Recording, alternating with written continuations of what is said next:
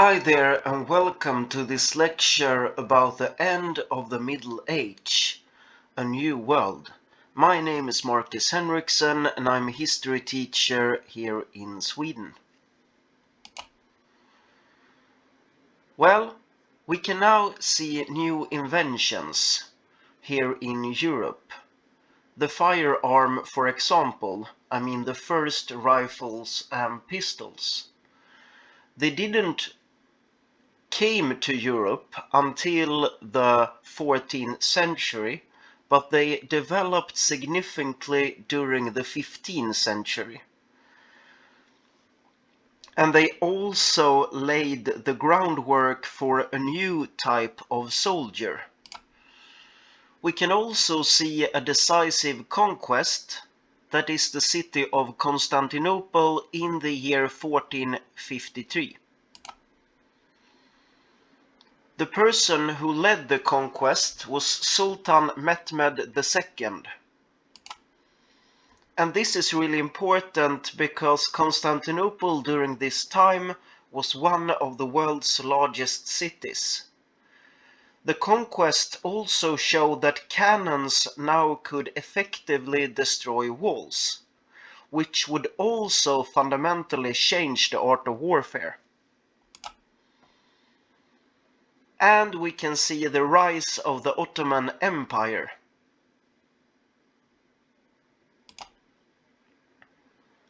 During the 15th century, we can also see the Spanish Inquisition. It was founded by the Spanish royal couple in the year 1478. And it was most extensive under the leadership of the Grand Inquisitor Tomás de Torquemada from the year 1483 to 1498. And according to modern research estimates, the Spanish Inquisition handed down between 3,000 and 16,000 death sentences, particularly against Jews who had the wrong faith. During this time, we can also see a new type of explorer. A Portuguese one is Vasco da Gama, who in the late 15th century discovered a new route to India. Portugal during this time had invested a large sum of money in trade and new ships. They have started to build the new ships known as caravels.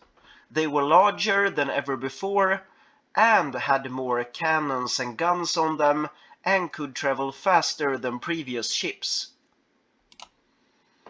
Because of these new ships, during the 15th century, Portugal began to colonize nearby islands such as Madeira, the Azores, and the Cape Verde Islands. This made it possible for the Portuguese to travel longer distances than ever before. Europe during this time was basically cut off from trading with India and China, the wealthiest nations during this time.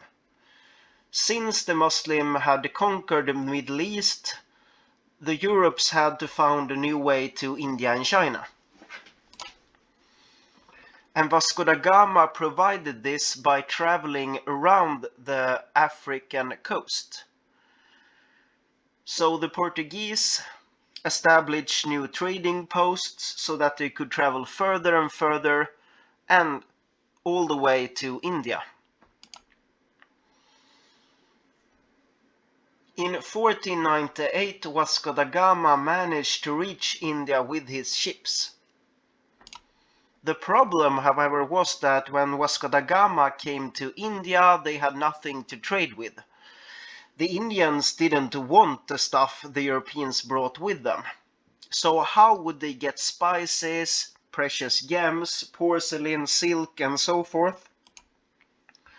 Well, thanks to all the wars in Europe, the cannons had evolved especially during this time.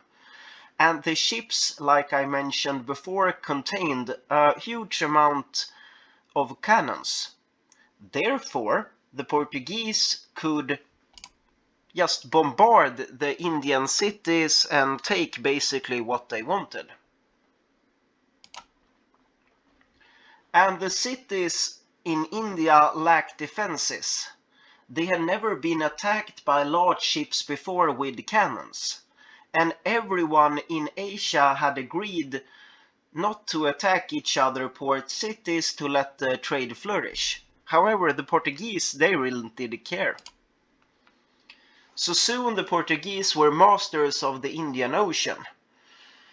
And yeah, they were hated by many, especially the people in India, but also the Chinese.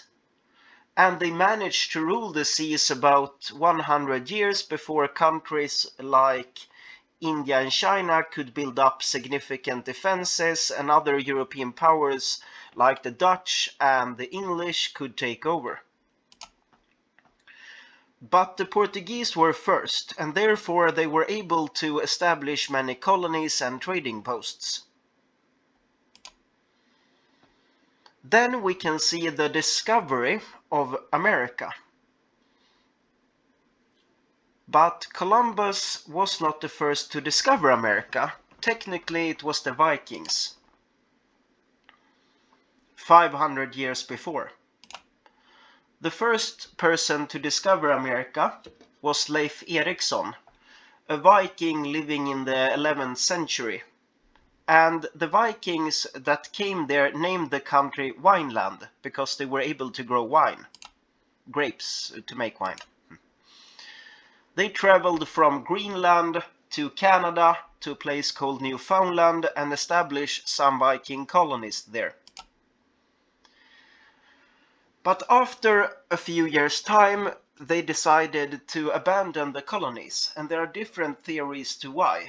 Maybe bad weather or climate change, bad harvest, famine, or attacked by Indians. We can't really know for sure.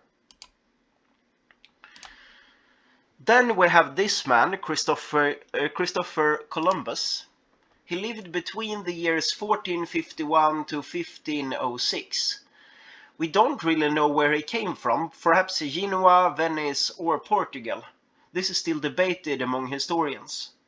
According to some historians, he was the son of a wool merchant, but managed to become an explorer. He enlisted on various ships and became a sailor. According to others, he was a spy for the King of Portugal.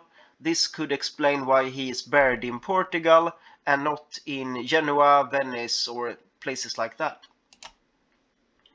He wanted to travel west. He also, like Vasco da Gama, wanted to find a new way to China and India. And when he looked at world maps, he saw that, well, there was nothing to the west. So if he would travel west, he would technically come to China and India. But many countries said no to Christopher Columbus' plans. First to say no was Portugal. But then he tried other countries such as Spain. And the trip was finally financed by the Spanish royal couple, Ferdinand and Isabella, after several attempts to persuade them. Then the journey took off. Columbus departed with 3 ships on August the 3rd, 1492. The largest ship was Santa Maria, on which he traveled himself.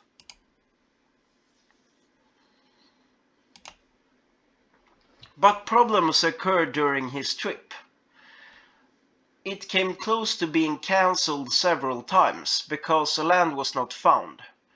Columbus therefore threatened those with him with either imprisonment or death, so they agreed to continue.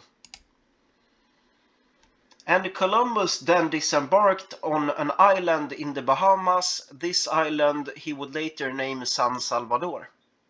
He thought, however, that he had come to India. Therefore he called the natives there Indians. But he never knew that he had discovered a new continent. He traded a little bit with the inhabitants and then left for Spain. However, he left 39 men on the island, but that would be a mistake. At home in Spain, he was greeted and received by the Spanish royal couple. He told them that he had seen large amounts of gold and so on. He didn't. And he was therefore promoted to be the new governor. He also brought with him additional ships and soldiers for his next voyage.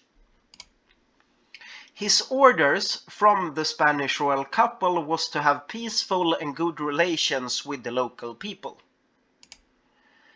But when he arrived and returned to San Salvador, his 39 men had raped and murdered the people there.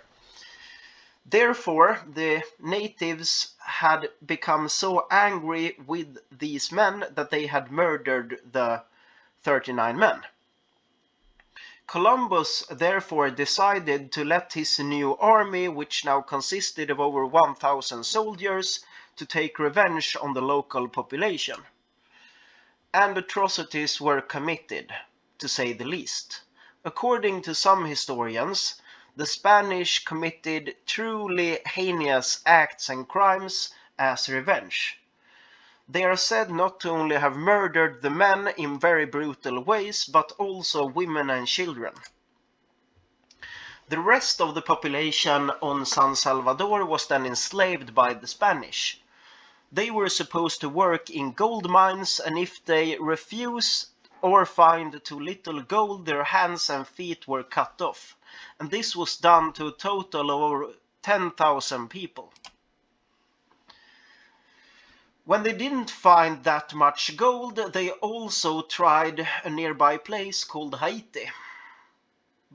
And basically it went the same as San Salvador. They didn't find that much gold, but with even more victims. This time over 250,000 people were killed and mutilated. And Columbus did even more horrors and crimes. He had technically made a lot of people his own sex slaves, and also the sex slaves of his soldiers, sometimes as young as 9 to 10 years old. He himself is also said to have hunted Indians and killed them for sport, just because he thought it was a fun and good spare time, I guess. He's also have said to have fed Indians to his dogs on several occasions, and even newborn babies while their parents had to watch. So yeah, it is really nice that in America you celebrate Columbus Day. Here in Sweden, if you read old textbooks, you can learn about Columbus. And at the beginning of the 20th century, you can read about Columbus being a brave man, that we should every person follow his legendary and good example. Okay then. But yeah, Columbus failed. However, he didn't receive or find as much gold as he had hoped for. Many of his own soldiers eventually tired of his horrors and reported him to the Spanish royal couple. In the year 1500 he was arrested, and he was ultimately stripped of his title as governor of San Salvador. But when he returned to Spain, he nagged and nagged and nagged, and finally they decided to finance a second trip. However, it didn't succeed, and he was forced to turn back, and he died on May the 20th, 1506. Columbus is, however, important because he started a wave of new colonization in the West.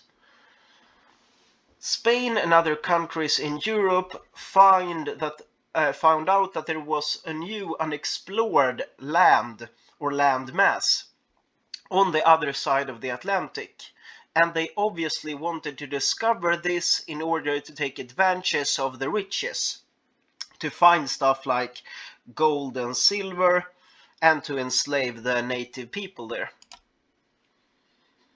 And yeah, the European powers colonized the Americas. They managed to conquer a number of major kingdoms and civilizations, like the Aztecs, the Mayan, and the Inca Empire, for example. And this created new superpowers. Because until this point, the world had been dominated by India and China, the two great powerhouses.